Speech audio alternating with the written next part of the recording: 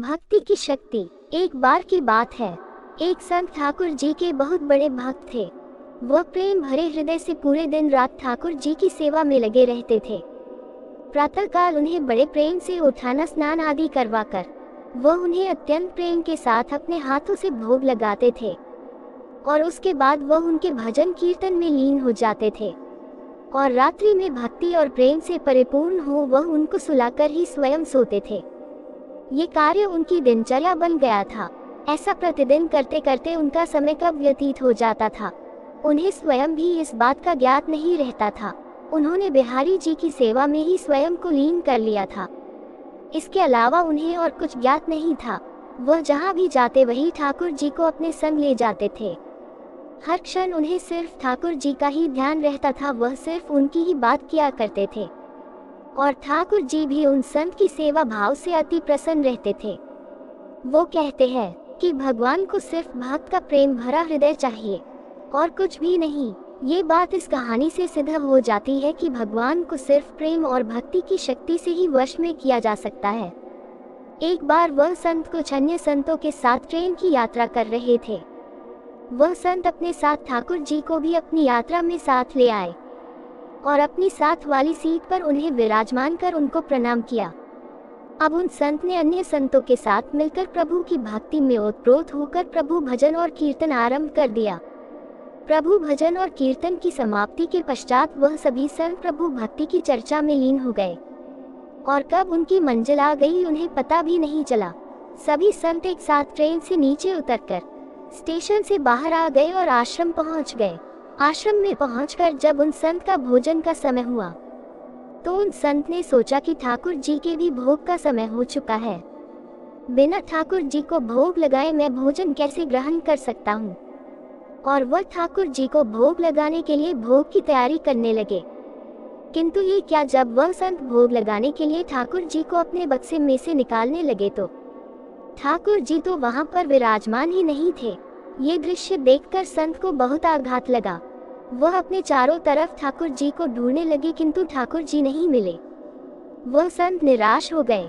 अब उन्होंने अपनी व्यथा अन्य संतों से कही तो सभी संत मिलकर पूरे आश्रम में ठाकुर जी को ढूंढने लगे किंतु ठाकुर जी कहीं नहीं मिले। अब वह संत और ज्यादा निराश होने लगे। वह सोचने लगे कि बिना ठाकुर जी के मैं क्या करूंगा। ये बात सोचते सोचते उनके नेत्रों से आंसुओं की धारा बहने लगी।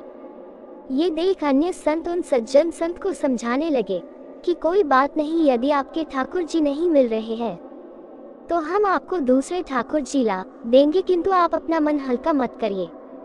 लेकिन वह संत नहीं माने। वह लगातार रोए जा रहे थे और यही कह रहे थे कि मुझे तो अपने वही ठाकुर जी चाहिए जिनसे मैं रोज लाड़ लड़ाता था, उनके अलावा अन्य कोई नहीं चाहिए। उन्होंने अन्न और जल भी ग्रहण नहीं किया।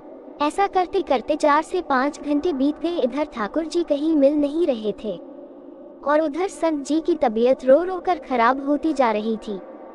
फिर अचानक एकाएक उन्हें याद आया कि आखिरी बार उन्होंने ठाकुर जी को ट्रेन में बिठाया था और प्रभु भक्ति की चर्चा में लीन होकर वो कब बगैर ठाकुर जी को लिए ट्रेन से उतर आश्रम पहुंच गए, उन्हें पता ही नहीं चला। ये बात सुनते ही समस्त संतों ने उस सज्जन संत से कहा कि अब तो 4 से 5 घंटे बीत गए, वह ट्रेन बहुत दूर चली गई होगी। ये बात सुनकर सज्जन संत ने अन्य सभी संतों से कहा कि मुझसे गलती हो गई कि मैं बगैर अपने ठाकुर जी को लिए ट्रेन से उतर आश्रम पहुंच आया, किंतु मेरे ठाकुर जी मुझे छोड़कर कहीं नहीं जाएंगे। मुझे पूर्ण विश्वास है कि ठाकुर जी मेरी वही प्रतीक्षा कर रहे होंगे। एक भक्त का अपने प्रभु के प्रति ऐसा आत्मविश्वास देखकर वहां उपस्थित सभी संत उन सज्जन संत को साथ लेकर स्टेशन की ओर चल दिए। स्टेशन पहुंचकर संतों ने स्टेशन मास्टर को अपनी सारी कहानी सुनाई। ये बात सुनकर स्टेशन मास्टर ने संतों से कहा कि एक ट्रेन पिछले 4 से 5 घंटे से स्टेशन पर ही खड़ी है।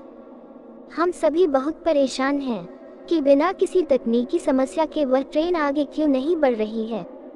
स्टेशन मास्टर की इन बातों को सुनकर संतों को समझने में तनिक भी देर न लगी कि यह सब तो उस लीलाधर की एक लीला थी और वह मुस्कुराते हुए अपने ठाकुर जी को लेने चल दिए। ट्रेन की बोगी में पहुंचकर जब उन संत ने ठाकुर जी को देखा तो ऐसा लगा मानो जैसे वह एक बच्चे की भांति बैठकर अपने पिता का इंतजार कर रहा हो कि कब उसके पिता आएंगे और उसे ले जाएंगे। तब उन संत ने ठाकुर जी को प्रणाम कर और क्षमायाचना करते हुए ठाकुर जी को लेकर ट्रेन से नीचे उतर गए। अंत में ये दृश्य देखकर सभी अचंभित रह गए। जब वह संत अपने ठाकुर जी को लेकर जैसे ही ट्रेन से नीचे उतरे, वैसे ही वह ट्रेन भी चल दी, जो बिना किसी तकनीकी समस्या के स्टेशन पर पिछले 4 से 5 घंटे से खड़ी थी। वहां खड़े सभी सज्जन पुरुषों ने भक्ति की शक्ति का ये दृश्य देखकर सभी ने ठाकुर जी के चरणों में शत शत प्रणाम किया और आश्रम की ओर चल दिए।